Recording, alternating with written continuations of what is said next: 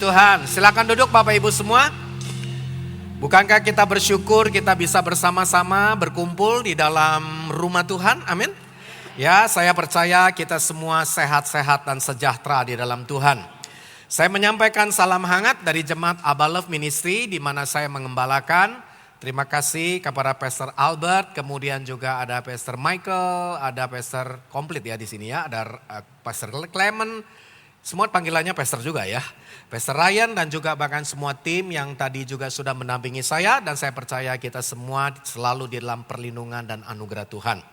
Saya memperkenalkan diri lebih dulu, nama lengkap saya adalah Seno Wijaya, saya melayani tadi saya sudah sampaikan di Abba Love Ministry di Jakarta dan Abba Love adalah memulai pelayanan di dalam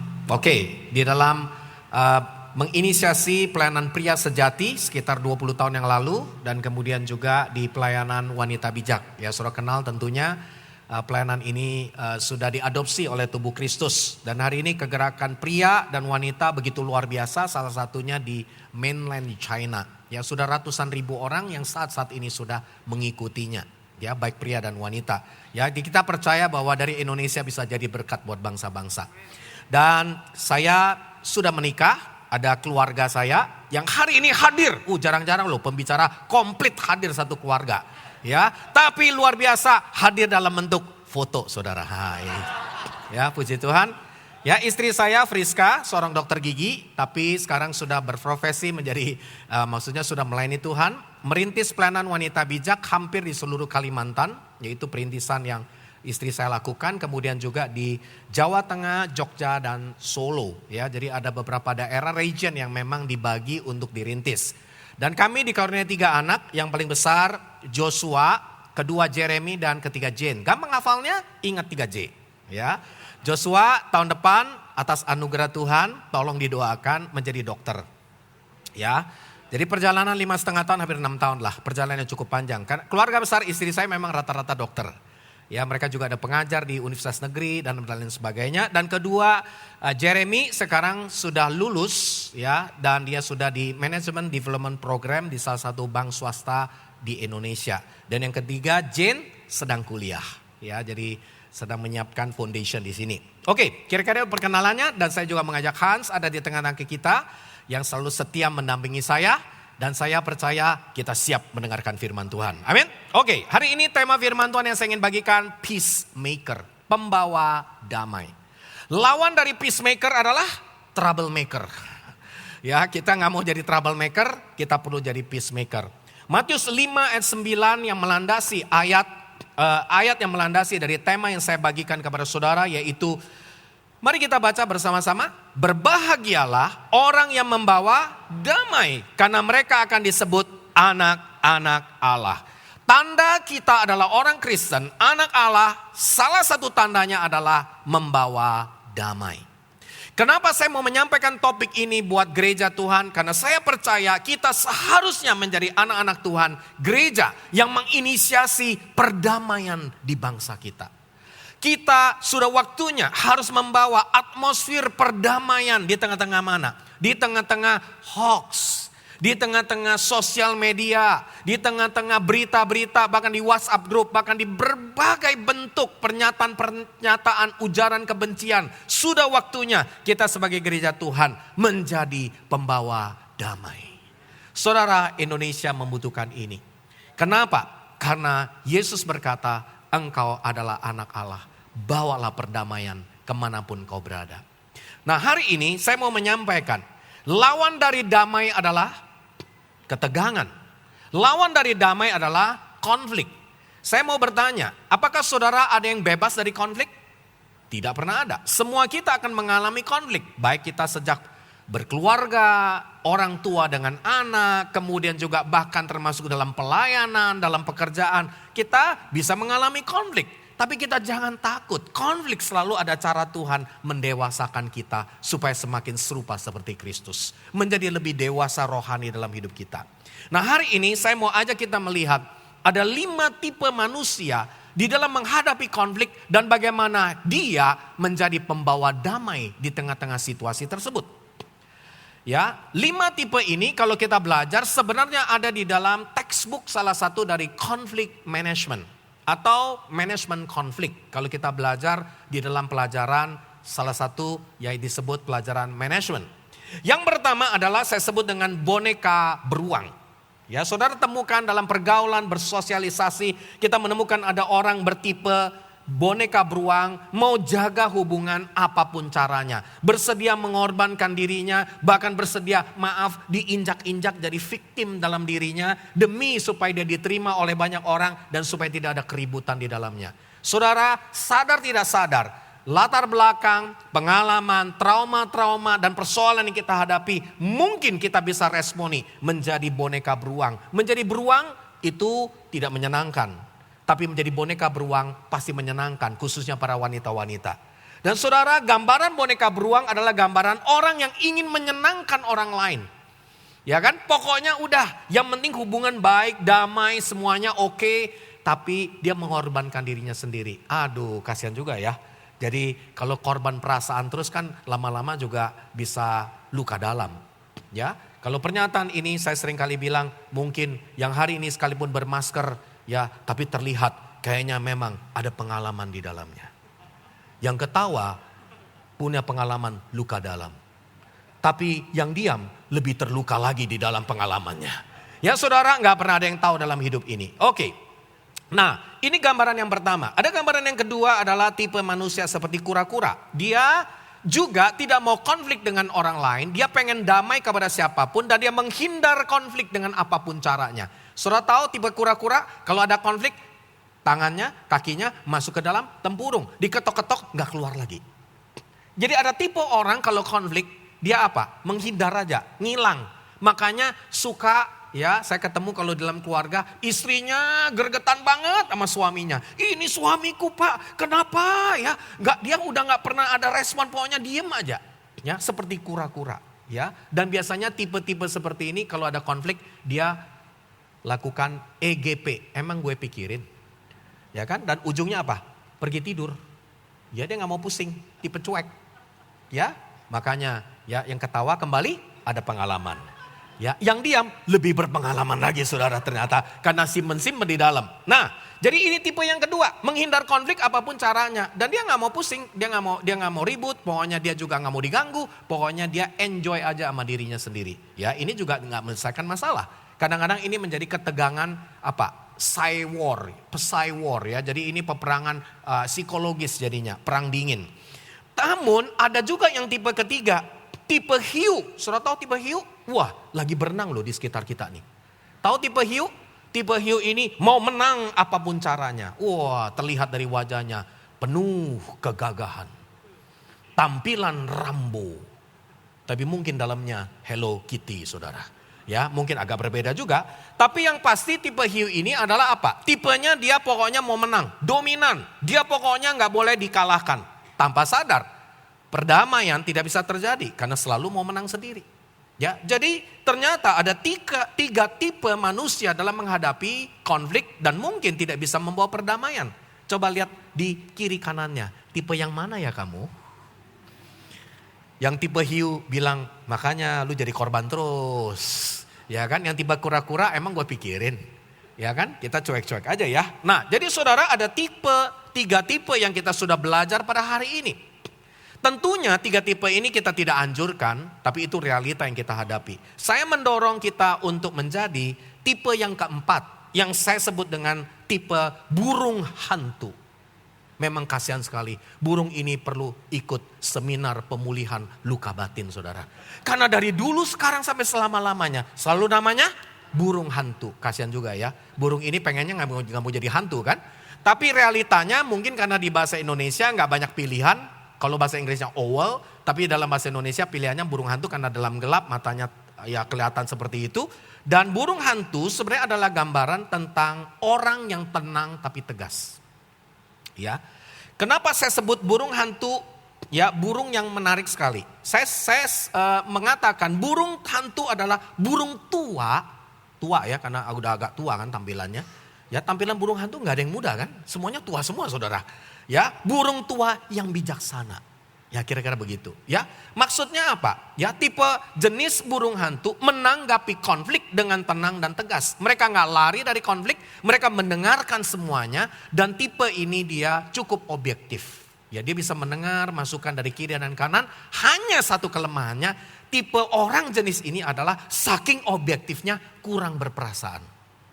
Ya, saudara pernah nggak ketemu orang? Saudara kasih minta pandangan kepada dia sangat objektif. Tapi saking objektifnya dia empatinya kayak agak kurang gitu loh. Jadi saudara merasa juga, ya kayaknya kok kurang di ngertiin ya sama dia ya. Kira-kira seperti itu ya. Tapi ini memang cocok jadi ketua RT nih saudara yang model ini. Ya kenapa? Karena dia bisa jadi juru yang objektif lah, fair lah. Ya parkir mobil, tetangga ada keributan, motor ya sana sini. Ya ini kenyataan di mana-mana kan. Dan tentunya kita perlu belajar tipe kelima yang justru yang saya sangat anjurkan untuk kita belajar di dalamnya. Ya, yaitu tipe rubah. Ya, namanya juga rubah, bisa berubah, bisa beradaptasi. Tipe rubah tentunya bukan serigala, ya, maksudnya bukan licik, tapi rubah itu artinya apa? Dia adalah pribadi yang bisa punya tanggapan yang berbeda, respon yang berbeda dengan situasi yang berbeda. Jadi dia tahu gimana menghadapi orang dominan.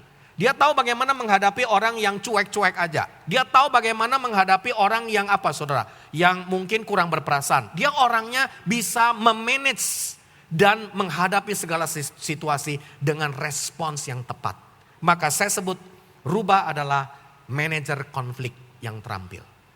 Saudara kita perlu belajar dalam bekerja. Saudara tahu yang membuat kita naik terus bukan karena kita hebat saja. Tapi kita tahu how to manage relationship satu dengan yang lain. Benar gak? Saudara ada orang yang hebat banget tapi gak bisa naik-naik. Kenapa? Karena orang gak suka sama dia. Karena dia gak bisa membawa dirinya bertemu dengan orang-orang di sekitarnya. Tapi kita juga tahu kita gak mau dong ada orang jadi penjilat-jilat. Benar gak? Ya kan? Yang dia punya ilmu kodok, jilat atas. Ya kan?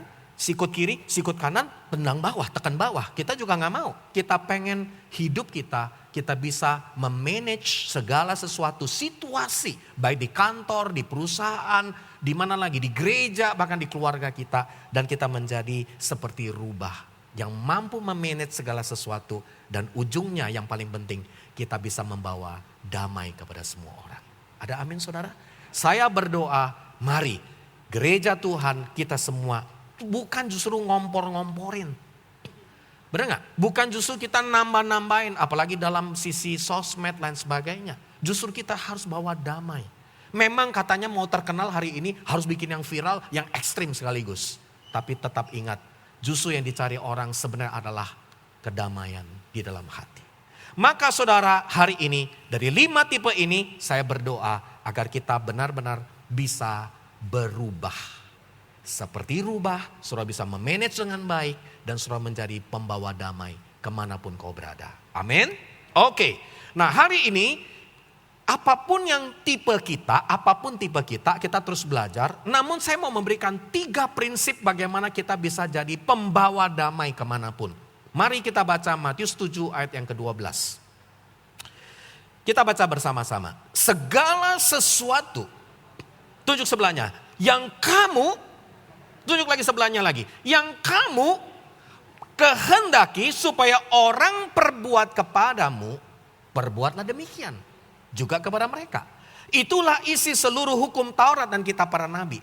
Dan di waktu saudara membaca kata isi seluruh hukum Taurat dan kitab para nabi ada di dalam kalimat ini. Sebenarnya ini menggambarkan tentang 2 perintah yang Tuhan katakan. Salah satunya adalah kasihilah sesamamu seperti dirimu sendiri. Ini maksudnya. Kalau pakai kalimat yang tadi yang pertama, kasihlah sesamamu seperti dirimu sendiri, kayaknya agak abstrak. Tapi mulai kita mengerti translasi dari kalimat itu adalah dilukiskan dalam kata segala sesuatu yang kamu kehendaki orang perbuat kepadamu, perbuatlah lebih dulu kepada mereka. Saya mau bertanya, saudara ingin orang lain perlakukan apa buat engkau? Hormat sama engkau? Setuju? Kalau saudara mau orang lain hormat kepada engkau, apa yang saudara perlu lakukan? Hormat lebih dulu sama orang lain. Amin. Saudara rindu agar orang lain hari ini apa? Jujur sama engkau. Jujur ya, berarti saudara harus belajar apa? Jujur lebih dulu sama orang lain. Kemudian kita menginginkan apa lagi? Kita menginginkan orang lain enggak ngomongin kita di belakang. Tuh, tegang kan lagi wajahnya? Karena mungkin kita sering kali ngomongin orang dari belakang atau diomongin orang dari belakang. Pertanyaan saya, apa yang saudara mesti lakukan? Jangan ngomongin orang lain di belakang. Apalagi yang saudara inginkan. Saudara mau orang lain berbuat baik buat engkau, kuncinya gimana? Berbuat baik lebih dulu. Jadi kesimpulannya dalam hidup ini, semua yang kita harapkan orang lain lakukan buat kita, Yesus berkata, perbuat lebih dulu. Gereja Tuhan, kalau engkau diperlakukan tidak baik oleh lingkungan, oleh apapun, oleh orang di kantormu, caranya gimana? Buat baik lebih dulu. Ada amin saudara? Saudara mau orang yang jahatin engkau jadi baik? Caranya gimana? Baikin dia tiap hari. Dia jahat, baikin lagi. Dia jahat, baikin lagi. Orang sejahat apapun jadi baik. Karena dia tahu tidak bisa melawan nilai universal, nilai firman Tuhan, yaitu kebaikan. Tapi saudara mau orang yang baik jadi jahat? Mau. Gampang juga, jahati dia tiap hari. Suami-suami jahatin terus aja istrinya. Lama-lama istrinya siapkan sianida buat engkau. Ya kan, lama-lama marah istrinya, jadi jahat. Makanya hidup ini adalah bagaimana kita berespons. Segala yang engkau mau orang lain kehendaki, perbuat kepadamu, lakukan lebih dulu. Amin saudara. Ini namanya golden rule, aturan emas. Jadi kesimpulannya mulai hari ini kalau mau jadi pembawa damai, buat daftar. Saya mau orang lain lakukan apa ya buat saya? Berdoa buat saya, murah hati buat saya, memberi buat saya. Mereka respect kepada saya, mereka gak ngomongin saya di belakang. Kuncinya apa? Saudara lakukan lebih dulu, lebih dulu, lebih dulu, lebih dulu.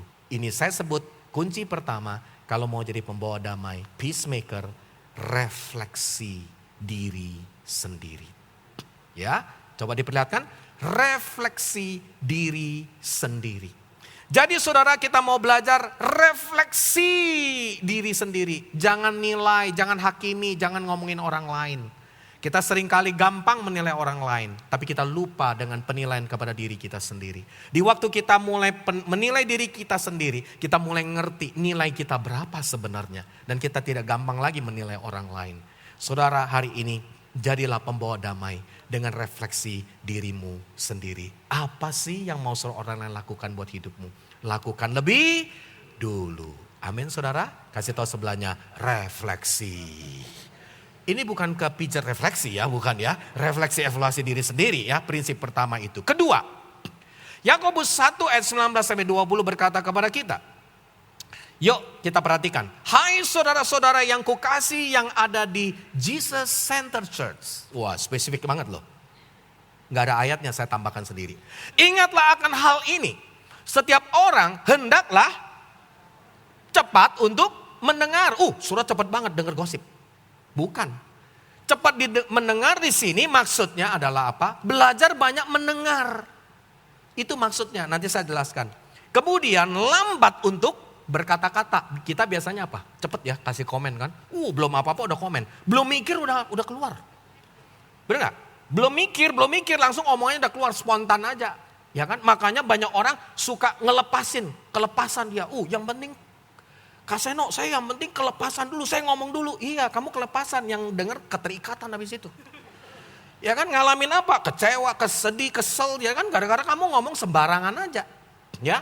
Dan yang ketiga, lambat untuk marah. Jadi kalau mau jadi pembawa damai, menurut prinsip ini, Yakobus 1:19-20, saudara harus lakukan 3 hal di dalam ayat ini. Lambat untuk marah. Mau marah. Ingat, lambat. Jadi pas mau marah, lambat. Tunggu beberapa detik, berapa menit, dijamin deh. Kalau mau marah nih, tunggu berapa menit, stop dulu gitu. Dijamin gak marah tuh habis itu. Ya, jadi marah boleh gak? Karena ayatnya bilang lambat untuk marah, berarti sebenarnya marah boleh. Marah boleh gak? Yesus saja pernah marah. Marah di mana ayo? Di gereja. Pengrusakan fasilitas gereja terencana. Ada pasalnya loh sebenarnya itu. Yesus terencana bawa cambuk, dia kan dari rumah. Dia cambuk, dia jungkir balikan meja. Wah, itu bisa kena tuh, pasal berapa itu? Kalau coba saudara lakukan di gereja, di GCC, dijamin abis ini diangkut security keluar saudara. Tapi Yesus pernah marah. Marah yang dia maksud ada maksudnya. Ya kan? Kemudian Yesus pernah marah dengan apa? Orang Farisi. Berarti marah boleh. Tapi gimana marah yang gak buat dosa? Nanti kita mau belajar. Ya, nah jadi prinsip yang kedua, kalau saudara mau jadi pembawa damai, selain refleksi dirimu sendiri, apa yang engkau mau orang lain lakukan, lakukan lebih dulu. Yang kedua adalah komunikasi saudara. Itu kalimat penting. Ya, mari kita perlihatkan. Komunikasi. Nah, komunikasi adalah bicara tentang apa? Sesuatu yang saudara deliver, saudara berikan kepada orang lain. Pertanyaan begini, saudara pernah gak ketemu orang, kalau komunikasi sama dia, wih, kayak dapat kasih karunia. Ada masalah nih, datang kepada saudara sebagai pimpinan. Aduh, kayaknya dapat jawaban ya. Ya kan? Dapat kasih karunia. Tapi ada orang, kalau dia komunikasi, ya kan? Saudara dengar dia komunikasi. Bukan dapat kasih karunia, butuh kasih karunia. Nah itu beda saudara. Benar gak?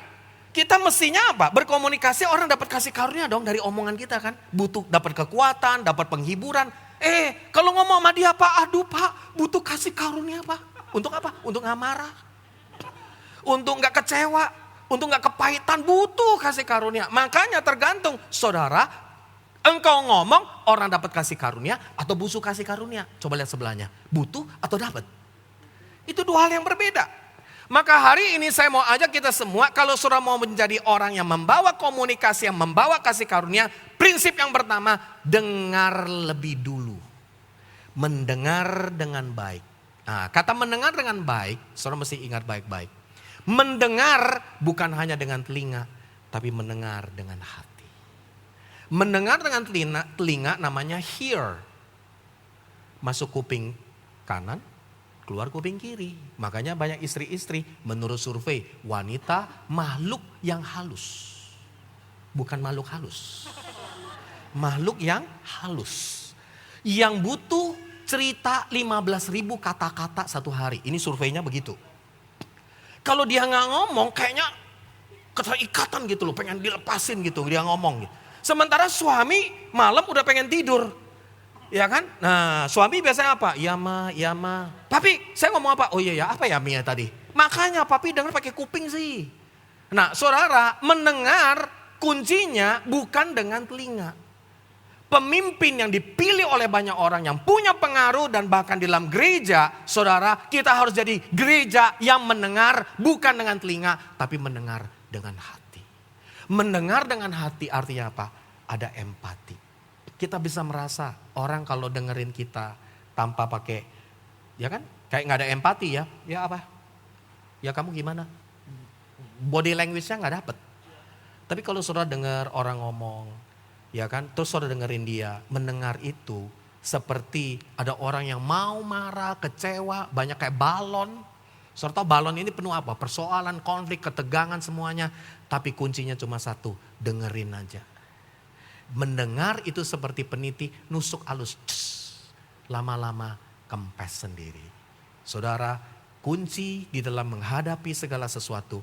Kalau tidak mau ada keributan, tidak ada konflik, belajarlah mendengar dengan hati. Makanya kita bersyukur pemimpin bangsa kita selalu mendengar dengan hati. Kita bisa berasa kan? Kalau mendengar dengan hati itu bukan dengan wacana-wacana ngomong pasti pakai. Termasuk saya kasih khotbah ayat-ayat. Tapi hidupnya mendengar dengan hati enggak? Nah saudara hari ini Indonesia butuh gereja yang mendengar kebutuhan bangsa ini dan bersyafaat dengan hati. Ada amin saudara? Engkaulah orang-orangnya. Dan di waktu engkau mendengar dengan hati, engkau akan membawa orang menjadi lembut hatinya. Makanya ilmu konseling itu apa sebenarnya? Ya, salah satu nanti pelayanan ke depan yang akan jadi golden ministry, saya sebut. Termasuk bisa jadi bisnis ke depan. Pelayanan apa? Hotline counseling. Cuma buat buang sampah aja tuh langsung. Didengerin, ya. Tapi sebenarnya apa? Counseling itu apa? Bukan memberi jawaban. Dia cuma mendengar. Karena jawabannya biasanya sudah ada di orang itu. Benar gak saudara? Dia udah tahu kok sebenarnya. Cuma dia butuh cerita. Saudara tahu di Amerika sekarang, ya orang-orang berusia tua, itu membayar orang untuk jadi teman buat dia olahraga, pergi, kemana, dibayar. Cuma dengerin apa ceritanya, nemenin aktivitas dia. Saudara, dunia hari ini kelihatannya banyak sekali orangnya, tapi banyak orang kesepian sendirian. Saudara, maka hari ini jadilah pendengar yang baik dengan hati, empati. Amin. Saudara pasti jadi pembawa damai. Terus apa lagi? Mikir dulu baru ngomong. Sebuah pernyataan berkata apa? Mulutmu adalah harimaumu. Mau jadi anak Tuhan kalau salah ngomong penistaan langsung.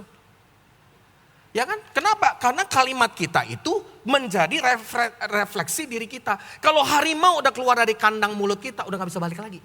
Dia udah gigitin banyak orang. Maka saudara hari ini kita harus belajar. Saya sendiri juga belajar. Ya mikir dulu baru ngomong. Kita cenderung apa? Ngomong dulu, ngomong. Terus mikirnya belakangan, udah telat. Ya. Dan yang ketiga, jangan cepat marah, lambat untuk marah. Itu bicara apa? Penguasaan diri. Aduh, Indonesia ini emang perlu banget ini. Penguasaan diri, nulis, ngetik, emosi, ya dibentuk apa aja. Jadi kesimpulannya apa? Pengendalian diri bukan berarti nggak boleh marah, boleh. Nah, saya berikan rumusan. 2 hal yang membuat saudara marah tapi nggak buat dosa. Menurut ayat Alkitab, baca kitab Efesus, kita nggak ada waktu. Kalau saudara marah, jangan sampai matahari terbenam. Makanya marah yang paling enak jam 4 sore, jam 6 udah harus selesai. Ya, jangan lama-lama maksudnya, jangan dibawa berlarut-larut, itu jadi dosa. Jadi ada kemarahan yang jadi dosa, yaitu apa? Berlarut-larut, disimpan, direnungkan. Terus bikin komsel di sini. Ya kan, terus kemudian diternak, dimultiplikasikan, udah jadi kepahitan, kecewa dan sebagainya.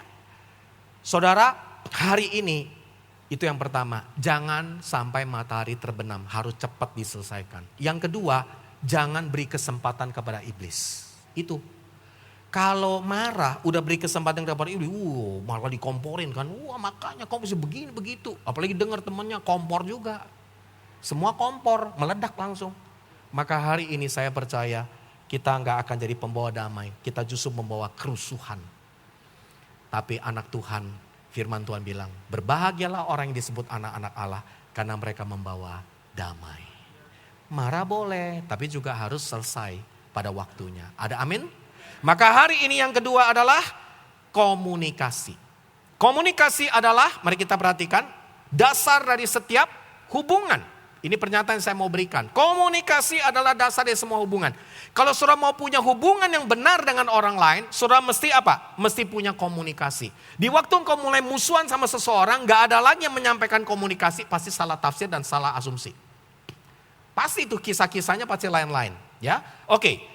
Berikut, seni komunikasi tidak terletak pada kemampuan untuk berbicara. Saya bertahun-tahun mengira, ya, bahwa kalau kita punya seni komunikasi, kita ini orang yang apa? Orang yang harus belajar speech, pinter ngomong. Siapa bilang?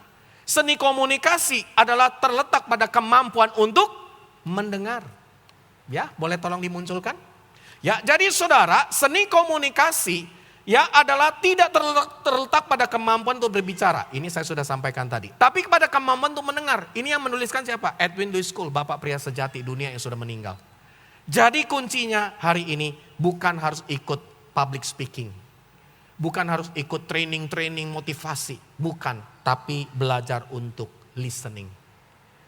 Itu yang paling kata kunci dalam komunikasi. Yang kedua, komunikasi. Sudah refleksi, ada komunikasi. Biar gampang hafal ya, serba I di belakangnya. Dan yang ketiga, ini sesekali, jangan sering-sering, tapi ini perlu kalau memang sudah tidak ada jalannya lagi.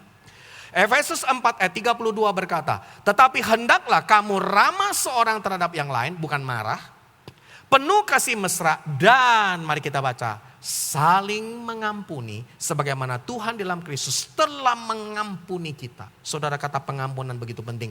Maka kunci ketiga, kalau refleksi sudah gak mempan, komunikasi juga sudah tidak efektif, kita tidak ada cara lain. Kalau dua yang pertama itu preventif. Tapi kalau yang ketiga kuratif. Kuratif itu kalau sudah terjadi, saudara mesti lakukan yang disebut dengan yang ketiga kalau mau jadi pembawa damai, rekonsiliasi. Apa? Rekonsiliasi. Ya, tolong dimunculkan rekonsiliasi. Ya, rekonsiliasi itu bicara tentang apa, saudara? Sama seperti pembukuan. Di akhir tahun ada rekonsiliasi. Benar nggak? Debit kreditnya harus diseimbangkan. Hidup ini harus di-manage. Harus diatur. Bagaimana reconcile kita punya kehidupan.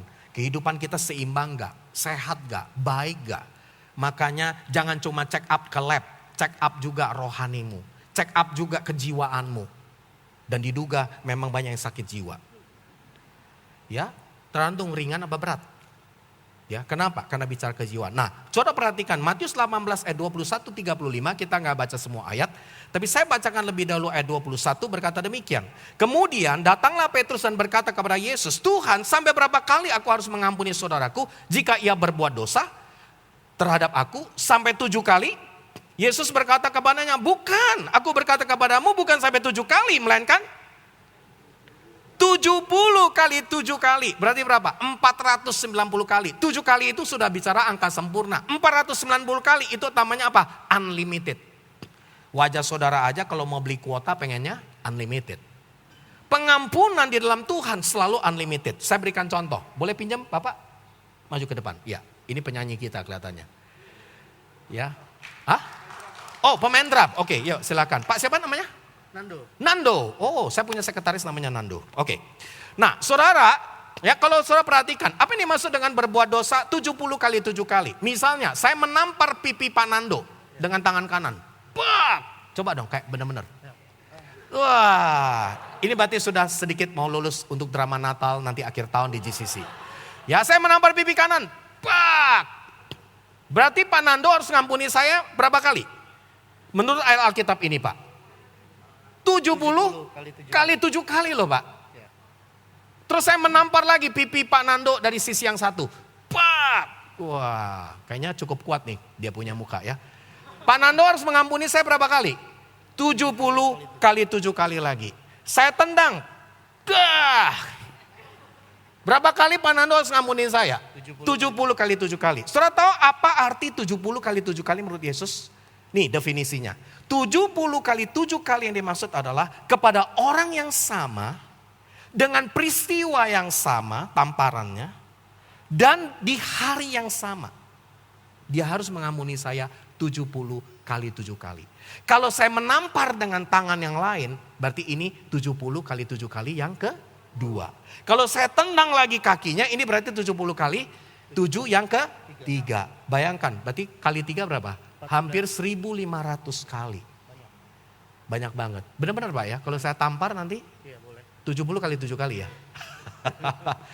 Saudara, saya cuma mau bilang begini. Maksudnya apa? Pengampunan tanpa batas. Artinya apa? Tuhan mau kita mengampuni seperti Tuhan sudah mengampuni kita. Dan hari ini kita belajar dari pengampunan tersebut, kita bisa melihat bagaimana Tuhan ingin kita melepaskan terus pengampunan. Nah saya mau bilang begini, orang jahatin kita, kita baik lagi. Orang jahatin kita, kita baik lagi. Orang yang nampar berkali-kali, kita ampuni. Saya mau tanya, orang yang nampar kita aja lama-lama lemes gak? Lemes juga. Habis buat jahat kita gak ada respon. Kita kayak orang mati gitu, gak ada respon. Yesus yang hidup, bukan kita lagi yang hidup. Maka apa yang terjadi? Maka lama-lama orang yang mau nampar kita pun akhirnya juga dia sendiri yang bertobat. Ada amin saudara?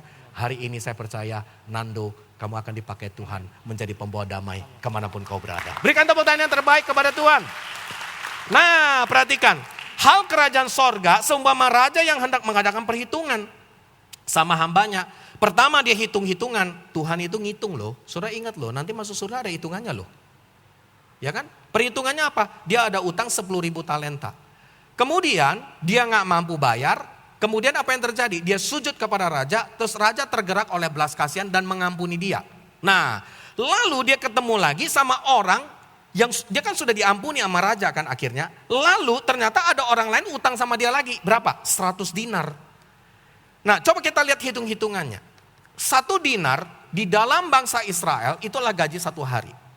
Andai kata di Cijantung atau di daerah kota Jakarta, ya atau di Bogor, upah minimum provinsi Jakarta atau apa deh. Ya ini saya masih pakai yang murah banget. Ya, sekarang mungkin kalau Jakarta udah 4 juta kan. Ini saya masih pakai 125.000. Itu berarti dia punya hutang sama orang yang utang sama raja itu 100 dinar. Itu gaji 3 bulan. Ya, 12,5 juta. Versus yang punya utang sama raja 10.000 talenta. Saudara tahu satu talenta itu hitungannya berapa? 6.000 dinar, berarti gaji 6.000 hari. Dan waktu saya kali 10.000, error kalkulator. Kenapa? Karena 60 juta dinar artinya gaji 164.000 tahun. Bagi aja sama kalkulator saudara 365 hari. Itu kalau secara hitungannya 7,5 triliun. Itu pun kalau masih pakai yang nilainya 125.000. Kalau pakai 150.000 mungkin sudah 9 triliun. Saya mau bertanya hari ini. Apakah raja ini mengampuni yang hutang 7,5 triliun? Dia mengampuninya. Tapi kenapa yang 7,5 triliun gak bisa ngampuni yang 12,5 juta? Saudara, maka hari ini gambaran tentang apa? Gambaran Tuhan sudah menebus, membayar engkau dengan darah yang mahal. Bukan dengan emas, perak 7,5 triliun. Tapi dia menganggap engkau bernilai, istimewa, berharga di mata Tuhan. Ada amin saudara? Engkau berharga di mata Tuhan. Nilaimu lebih dari 7,5 triliun dan dia sudah ngampuni engkau. Masakan kamu gak bisa ngampuni pasanganmu. Kamu gak bisa ngampuni anakmu. Kamu gak bisa ngampuni mertuamu. Kamu gak bisa ngampuni orang di sekitarmu. Saudara, saya gak bicara pengampunan tanpa konsekuensi. Ada konsekuensi pasti di dalamnya. Tapi maksudnya yang penting rilis di hatimu. Mengampuni lebih dulu. Ada amin saudara? Maka hari ini dikatakan sujudlah kawannya itu. Dia bilang sabar hutangku akan kulunaskan. Tapi orang ini menolak. Dan raja dengar, raja begitu marah. Seperti Tuhan dia dengar. Kita sudah diampuni tapi kita gak bisa ngampuni orang. Tuhan dia menyerahkan orang tersebut ke algojo. Maka ayat 35 dalam Matius 18 berkata kepada kita, yuk kita baca sama-sama. Maka Bapakku yang di sorga akan berbuat demikian juga terhadap kamu. Berbuat loh, melakukan. Apabila kamu masing-masing tidak mengampuni saudaramu dengan segenap hatimu. Ngampuni gak bisa setengah-setengah, harus segenap. Maka hari ini saya berdoa kita menjadi orang pembawa damai dengan mengampuni sepenuh hati kita. Amin saudara. Dan saya mau tutup hari ini. Yang pertama apa? Refleksi diri sendiri. Apa yang saudara mau orang lain lakukan buat hidupmu. Yang kedua, komunikasi. Bicara tentang apa? Apa yang saudara sampaikan. Saudara mendengar orang lain, penuh dengan empati, pengendalian diri, dan saudara menjadi pembawa damai di dalam bersosialisasi. Dan yang ketiga, kalau diperlukan yang ketiga, saudara perlu lakukan pengampunan. Ada amin saudara? Mari hari ini saya mau ajak kita baca Roma 12 ayat yang ke-18. Ya, firman Tuhan berkata kepada kita semua, yuk kita baca. Sedapat-dapatnya kalau hal itu bergantung pada saya. Tunjuk dirimu sendiri, pada saya. Kalau itu bergantung pada saya. Atau boleh juga tunjuk sekarang, kalau pada kamu. Apa yang dikatakan? Hiduplah dalam perdamaian dengan semua orang. Amin saudara. Berdamai dengan semua orang. Membuat ada damai sejahtera dalam hidup kita. Dan kita disebut orang Kristen. Anak-anak Allah. Hari ini sebelum menutup firman Tuhan. Saya mau sampaikan ada 2 kalimat yang luar biasa. Yang bisa mengubah hati orang termasuk kita. Jangan jadikan kalimat ini kalimat obralan, murahan. Kalimat spontan yang tidak ada artinya. Tapi juga jangan pelit sama sekali untuk tidak menggambarkan kalimat ini. Hari ini kalau saya bersalah dengan Pastor Michael. Saya bersalah kepada dia. Saudara, kalimat pertama yang saya percaya, komunikasi yang membawa damai. Atau mungkin hubungan suami istri, orang tua anak, mertua dan menantu. Mungkin kadang-kadang begitu sulit untuk kita ungkapkan. Tapi hari ini kalau andai kata Pak Michael adalah adik saya, atau teman dekat saya, dan saya sempat melukai dia, atau mungkin kita punya ketegangan konflik di dalamnya. Dan saya percaya pembawa damai akan selalu berinisiatif. Dan dia akan datangi, hai Mike, saya tahu saya salah. Dan kita belajar satu kalimat, Jangan murahan, tapi juga jangan gak pernah ungkapkan sama sekali. Kalimat itu adalah, Mike, saya minta maaf. Saudara, kalimat sederhana, tapi membawa perubahan dalam atmosfer hubungan kita. Di dalam hidup ini, makanya Indonesia kita bersyukur memang kadang-kadang ada kalimat ini dan itu. Kan ada surat pernyataan maaf. Ya memang itu realita ya. Memang saya yakin juga ada yang penuh kesadaran sih untuk minta maaf. Saudara, kalimat saya minta maaf begitu penting. Akan menyembuhkan orang. Jangan mau cuma benar aja, tapi bangun hubungan sama orang lain. Dan bagaimana benar dan berdamai sama orang lain. Itu yang menjadi kehendak Tuhan. Tapi ada kalimat kedua. Kalau tadi saya minta. Saya yang minta maaf. Tapi ada kalimat kedua yang lebih berkuasa dari kalimat pertama. Mau tahu? Hanya Nando yang mau tahu? Yang lain kayaknya gak mau tahu. Saudara mau tahu? Oh mau. Saya datangi Bapak. Pak siapa namanya? Pak Tampu Bolon. Saya memang spesial ngambil yang berusia Pak. Kalau saya salah dengan Pak Tampu Bolon, ada kalimat kedua selain kata saya minta maaf. Ada kalimat kedua. Saya akan datangi Pak Tampu Bolon.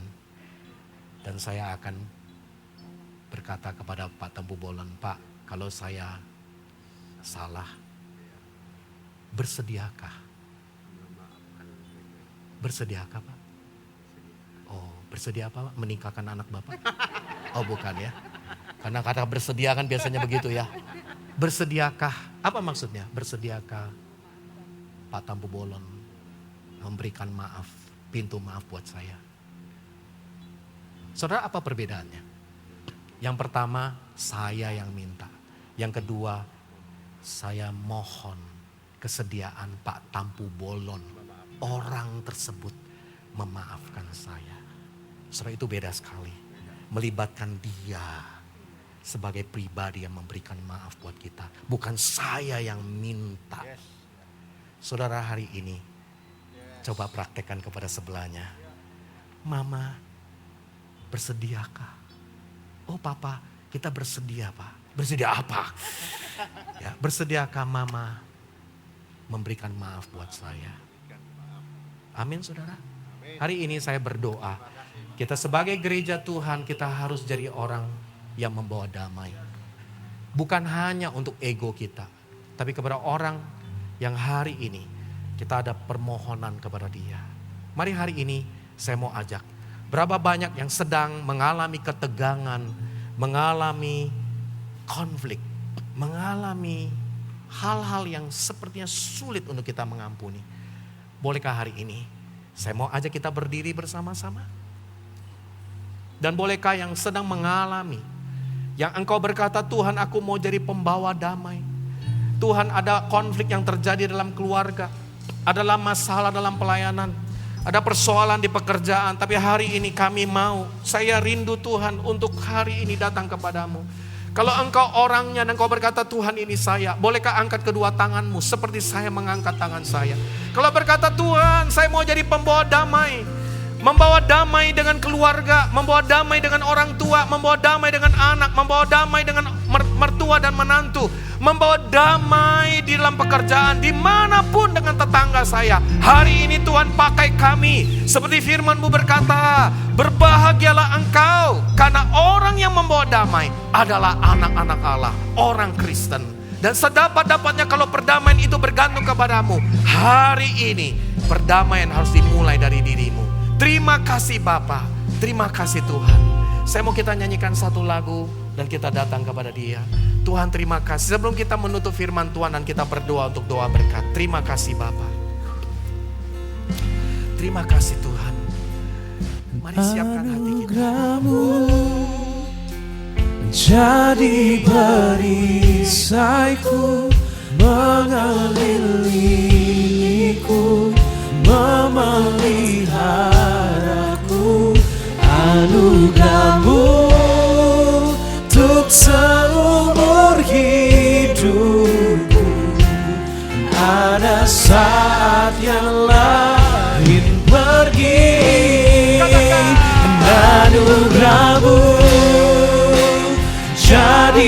perisaiku, mengelilingiku, memeliharaku.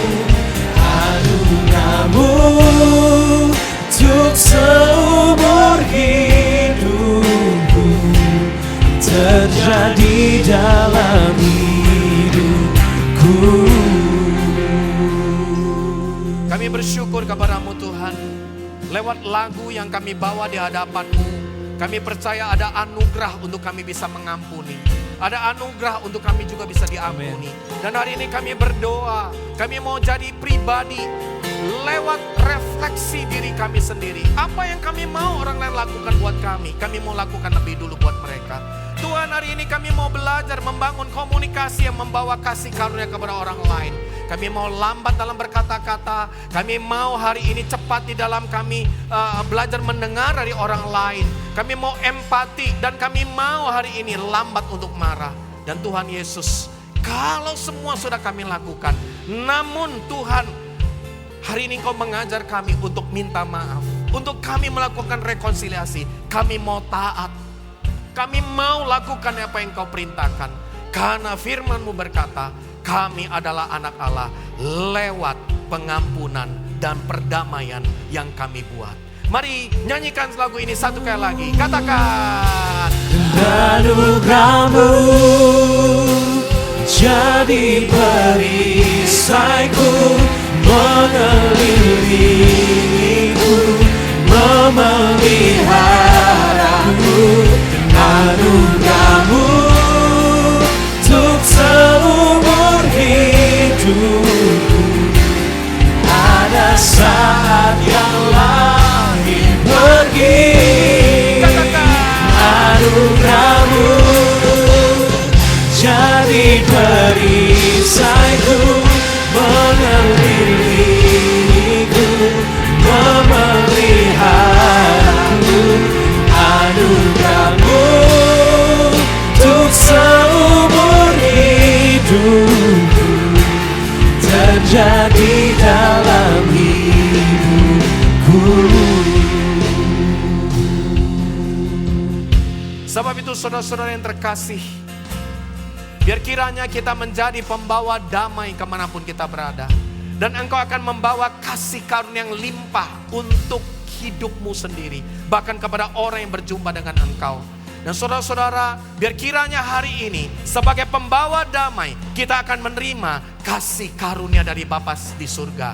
Cinta kasih dari Yesus Kristus. Dan kuasa Roh Kudus yang menyertai saudara dari hari ini sampai selama-lamanya. Tuhan Yesus, Engkau yang menyinari hidup kami. Engkau yang menghadapkan wajah-Mu untuk memberkati setiap kami. Dan Engkau akan menyertai setiap perjalanan hidup kami, kemanapun kami pergi. Di dalam nama Yesus, kami percaya kami akan jadi pembawa damai. Terimalah berkat ini hanya di dalam satu nama, Yesus Kristus yang hidup. Semua kita yang sudah terima doa berkat ini, mari sama-sama kita katakan amin. Haleluya. Tuhan Yesus memberkati. Selamat berhari Minggu menjadi berkat pembawa damai. Berikan sekali lagi tepuk tangan yang terbaik kepada Tuhan. Pujilah Tuhan Yesus di